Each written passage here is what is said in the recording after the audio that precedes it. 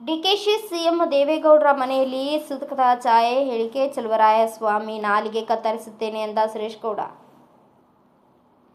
DK Shivakumar CM ಎನ್ನುತ್ತಿದ್ದಂತೆ ಮಾಜಿ ಪ್ರಧಾನಿ H D. ದೇವೇಗೌಡರ ಮನೆಯಲ್ಲಿ ಸೂತಕದ ಛಾಯೆ ಆವರಿಸಿದೆ ಎಂದು ಕಾಂಗ್ರೆಸ್ ಮಾಜಿ ಸಚಿವ ಚಲುವರಾಯಸ್ವಾಮಿ ವ್ಯಂಗ್ಯವಾಡಿದ್ದು, ಇದಕ್ಕೆ ಜೆಡಿಎಸ್ ಮಾಜಿ ಶಾಸಕ ಸುರೇಶ್ ಗೌಡ ತೀವ್ರವಾಗಿ ಕಿಡಿಕಾರಿದ್ದಾರೆ. ದೇವೇಗೌಡರ ಮನೆಯಲ್ಲಿ ಯಾರು ಸಾವನ್ನ ಚಲುವರಾಯಸ್ವಾಮಿ ಬಯಸುತ್ತಿದ್ದಾರೆ ಅಂತ ಪ್ರಶ್ನಿಸಿದ್ದಾರೆ. ಅಲ್ಲದೆ ಮತ್ತೊಮ್ಮೆ ದೇವೇಗೌಡರು ಕುಮಾರಸ್ವಾಮಿ ಬಗ್ಗೆ ನಾಲಿಗೆ ಹರಿಬಿಟ್ರೆ ಆ ನಾಲಿಗೆಯನ್ನ ಕತ್ತರಿಸ್ತೇವೆ ಅಂತ ಎಚ್ಚರಿಕೆ ನೀಡಿದ್ದಾರೆ. ಚಲುವರಾಯಸ್ವಾಮಿ ಹೇಳಿಕೆಗೆ ಮಂಡ್ಯದಲ್ಲಿ ಪ್ರತಿಕ್ರಿಯಿಸಿದ ಸುರೇಶ್ ಗೌಡ, ಚಲುವರಾಯಸ್ವಾಮಿ ಅಧಿಕಾರ, ಹಣ, ಮದದಿಂದ ತಪ್ಪು ಮಾಡ್ತಿದ್ದಾರೆ.